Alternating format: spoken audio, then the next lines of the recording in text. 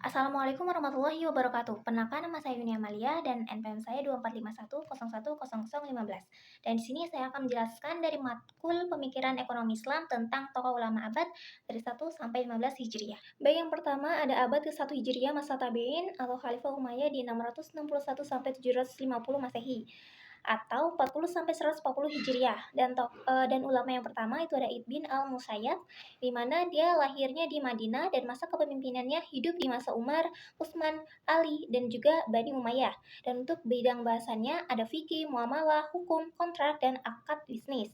Untuk kontribusinya, ia menekankan pentingnya niat baik dan kejelasan syarat dalam akad. Untuk karyanya tidak menulis langsung, tapi pendapatnya dimuat dalam Al-Muwattaah Imam Malik. Selanjutnya ada Hasan al-Basyari dari 21 sampai 110 Hijriah atau 642 sampai 728 Masehi, di mana dia lahir di Madinah dan tumbuh di Basrah atau Irak. Untuk masa kepemimpinannya akhir masa Umayyah atau Khalifah Abdul Malik dan Al-Hajjaj bin Yusuf.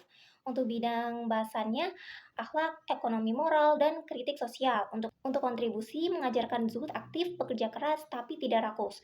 Untuk karya tidak menulis kitab sendiri tapi perkataannya dikumpulkan dalam kitab Zuhd Hasan al-Basri. Untuk pemikiran barunya menyatukan tasawuf dan keadilan sosial ekonomi. Baik, selanjutnya di abad kedua Hijriah masa tabi'in atau Khalifah Abbasiyah tahun 100 sampai 200 Hijriah.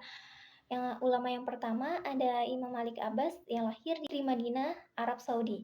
Untuk bidang pembahasannya ada fikih, muamalah, sosial, dan hukum publik. Untuk masa kepemimpinannya di dinasti Abbasiyah awal atau Abu Ja'far al-Mansur Harun ar-Rasyid. Untuk kontribusinya pengembangan prinsip masalah mursalah atau kemaslahatan umum sebagai dasar kebijakan ekonomi.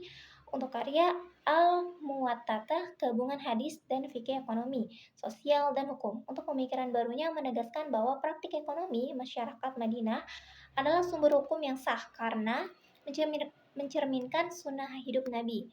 Jika bakal konsep ekonomi berbasis keadilan sosial dan keseimbangan. Baik, selanjutnya di abad ketiga Hijriah masa dinasti Abbasiyah tahun 200 sampai 300 Hijriah. Untuk ulama yang pertama ada Imam Muslim bin Al-Hajjaj, di mana dia lahir di Naisabur atau Iran. Untuk bidangnya hadis, untuk gurunya Imam Al-Bukhari, Yahya bin Ma'in, Ahmad bin Hanbal, dan untuk masa kepemimpinannya di Khalifah Al-Mutawakkil dan Muhtadi atau Abbasiyah. Untuk pemikiran barunya menyusun hadis-hadis sahih dengan metode seleksi sanad sangat ketat. Untuk karyanya ada Sahih Muslim, yaitu kitab hadis bersahih kedua setelah Bukhari. Untuk kontribusinya menyebarluaskan ilmu hadis ke Khurasan dan Irak dan menjelaskan nilai moral ekonomi dalam hadis Nabi. Selanjutnya abad keempat Hijriah tahun 300 sampai 399 Hijriah atau kurang lebih 912 sampai 1009 Masehi. Dan tokoh yang pertama ada Abu Al-Hasan Al-Mawardi. Untuk tokoh yang pertama ada Abu Al-Hasan Al-Mawardi, di mana meski wafat di abad ke-5 Hijriah, ia lahir dan mulai berkarya di abad ke-4 Hijriah. Untuk tempat lahirnya di Basrah atau Irak, bidangnya fikih, politik Islam, dan ekonomi publik. Dan karya terkenalnya ada Al-Ahkam, Al-Sultaniyah, dan untuk kontribusinya menyusun sistem pemerintahan Islam yang menegaskan fungsi negara dalam mengatur pasar, zakat, dan pajak.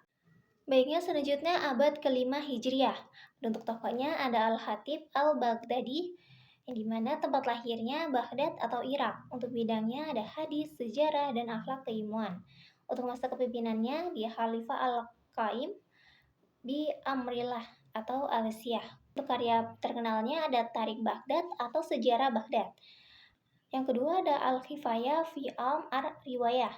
Untuk kontribusinya merakam biografi ribuan ulama dan cendekiawan, termasuk pemikir ekonomi dan sosial Islam. Selanjutnya abad ke-6 Hijriah. Tokoh yang pertama ada Ibn Qudamah Al-Maqdisi, di mana asalnya dari Jamail atau Palestina dan wafat di tahun 620 Hijriah atau 1223 Masehi. Untuk masa kekuasaannya akhir dinasti Abbasiyah dan awal Ayyubiyah. Untuk bidangnya masa kekuasaannya akhir dinasti Abbasiyah dan awal Ayyubiyah.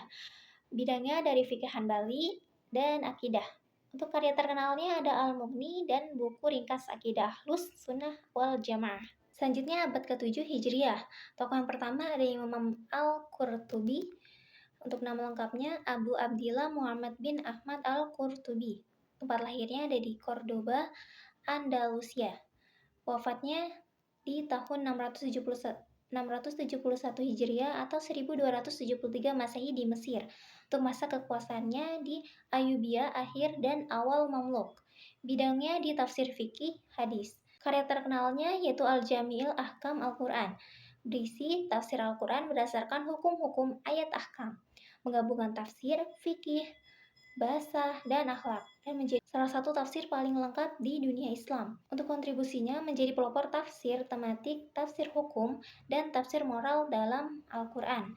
Karyanya digunakan di banyak lembaga pendidikan Islam hingga sekarang. Untuk abad ke-8 Hijriahnya, ada tokoh Taqiyuddin As-Subki yang lahir di Subuk, Mesir tahun 683 Hijriah dan wafat tahun 756 Hijriah di Damaskus. Untuk masa kekuasaannya di dinasti Mamluk, untuk karya Jam al-Jawami atau rujukan penting dalam usul fikih dan Tabakat Asy-Syafiyah al-Kubra, yaitu biografi ulama mazhab Syafi'i. Untuk kontribusinya ada pembaharu dan menjaga ortodoksi mazhab Syafi'i. Selanjutnya di abad ke-9 Hijriah. Untuk tokohnya yang pertama, nama lengkapnya Taqiyuddin Ahmad bin Ali al-Makrizi. Lahir pada tahun 766 Hijriah di Kairo. Untuk wafatnya 845 Hijriah atau 1442 Masehi di Mesir. Untuk masa kekuasaannya di dinasti Mamluk. Untuk karyanya Al-Hitat Al-Makrizi, yaitu ensiklopedia sejarah dan geografi Mesir, dan membahas kota, masjid, dan lembaga Islam secara detail.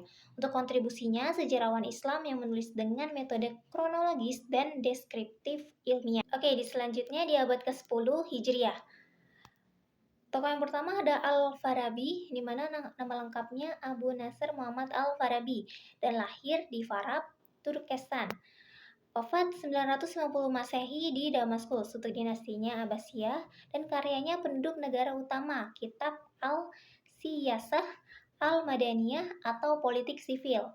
Dan untuk kontribusi terhadap ekonomi Islam, meskipun seorang filsuf politik, Al-Farabi membahas struktur ekonomi ideal dalam negara Islam. Selanjutnya abad ke-11 Hijriah. Tokoh pertama ada Ibnu Sina. Untuk nama lengkapnya Abu Ali Al-Husain Ibn Abdillah bin Sina. Untuk lahirnya 370 Hijriah atau 980 Masehi di Afsana. Untuk wafatnya 428 Hijriah atau 1037 Masehi di Hamadan atau Iran. Untuk masa kekuasaannya dinasti Samanid dan Buyid, para Seljuk. Untuk bidang kedokteran, falsafah, logika, dan astronomi.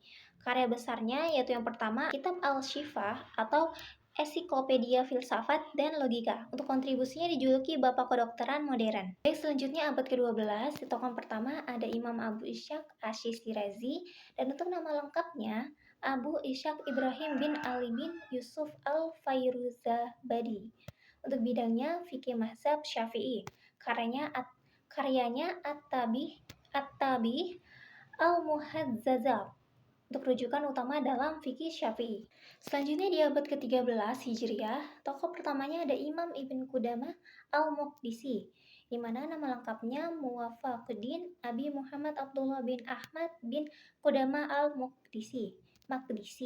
Lahir di 541 Hijriah atau 1947 Masehi di Jamail atau Palestina. Untuk wafatnya di 620 Hijriah atau 1223 Masehi di Damaskus. Untuk masa kekuasaannya dinasti Zaidi dan awal Ayyubiyah. Untuk bidangnya fikih mazhab Hanbali. Karya-karyanya ada Al-Mughni, yaitu ensiklopedia fikih perbandingan terbesar, dan untuk kontribusinya dijuluki Syekhul Islam Al-Mazhab Hanbali. Baik, selanjutnya di abad ke-14, untuk tokohnya yang pertama ada Imam Al-Mizzi, yang nama lengkapnya Jamaluddin Yusuf bin Abdurrahman Al-Mizzi. Untuk lahirnya 654 Hijriah atau 1256 Masehi, dan untuk wafatnya 742 Hijriah atau 1341 Masehi di Damaskus. Untuk masa kekuasaannya Mamluk. dan bidangnya ilmu rijal atau perawi hadis. Karya pentingnya itu adalah Tahzib al-Kamal untuk kontribusinya penyusunan ensiklopedia perawi hadis terbesar. Baik, selanjutnya abad yang terakhir yaitu adalah abad ke-15. Yang tokoh pertama ada Imam Ali Al-Qori, di mana dia lahir abad 15 dan tumbuh dari generasi ulama pada masa itu. Untuk nama lengkapnya Ali bin Sultan Muhammad Al-Qori Al-Hawari Al-Makki. Untuk lahirnya di Herat atau Afghanistan, sekitar akhir abad 9 Hijriah. Untuk bidangnya qiraat, hadis, fikih Hanafi, dan karyanya Miraqatul Hafatih atau Syarah Misqat al-Masabih. Dan untuk kontribusinya menjadi imam besar Masjidil Haram dan menyebarkan ilmu hadis dan bacaan Quran di Makkah. Sekian penjelasan dari saya. Wassalamualaikum warahmatullahi wabarakatuh.